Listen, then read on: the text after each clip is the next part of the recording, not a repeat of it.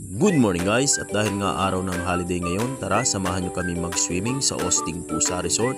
Bale, isang ang napakagandang pagkakataon kapag ganitong araw ng holiday ang makapag-family bonding tayo guys. Kaya nga nagluto rin lang tayo dyan ng mga gulay at ng inihaw na isda na ating babaunin sa Osting Pusa Resort.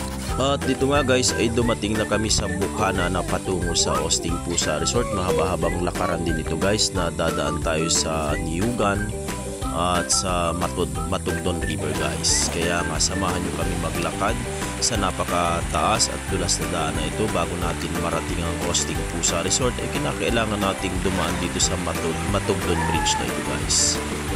Bali maglalakad tayo dyan guys ng nasa 15 to 30 minutes. Depende na lang sa bilis ng ating paglalakad. Pero sulit naman kapag narating natin ang napakagandang Osting Pusa Resort. Ang luntiang paligid, ang iyong mamamasdan at ang malinaw na tubig ay talaga namang nakaka-relax ng puso't isipan.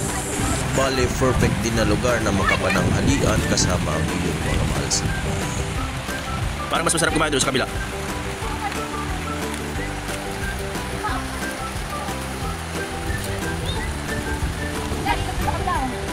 Oo.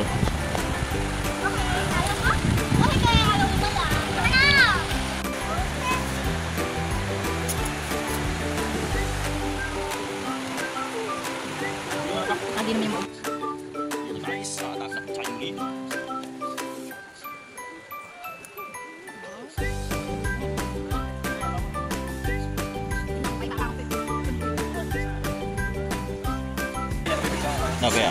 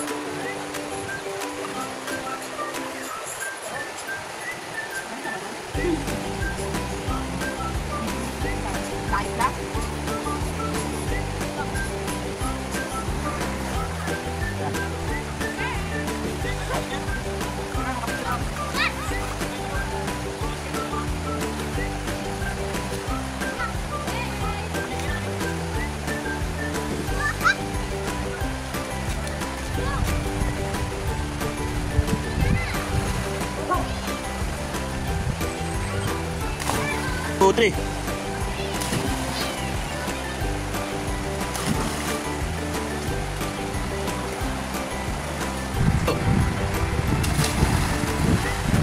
Samantalang ito naman guys si James, si Athena.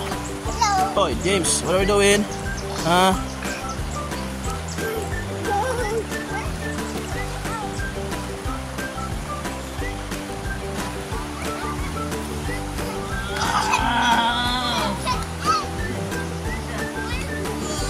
Ay, picture. Wait lang, picture.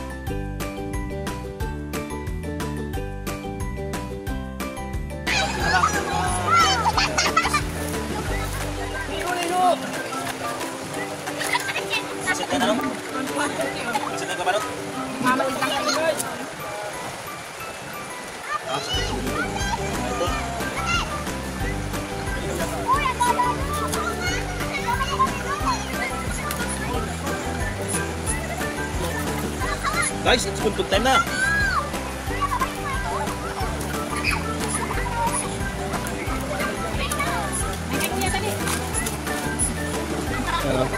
Okay guys, lubos ko kami nagpapasalamat. Ano po pangalan ng resort nito? Sa Osting Pusa Resort. Maraming salamat po. At nakaabot po kami dito sa Osting Pusa Resort. Napakasarap ng tubig dito guys, napakalinaw. Puntahan nyo po ito. Sa itaas lang ito ng Matugdon. Ayan, ang napakaganda at sariwang tubig dito. Osting Pusa Resort. Naanyayahan po namin kayo. Ayan.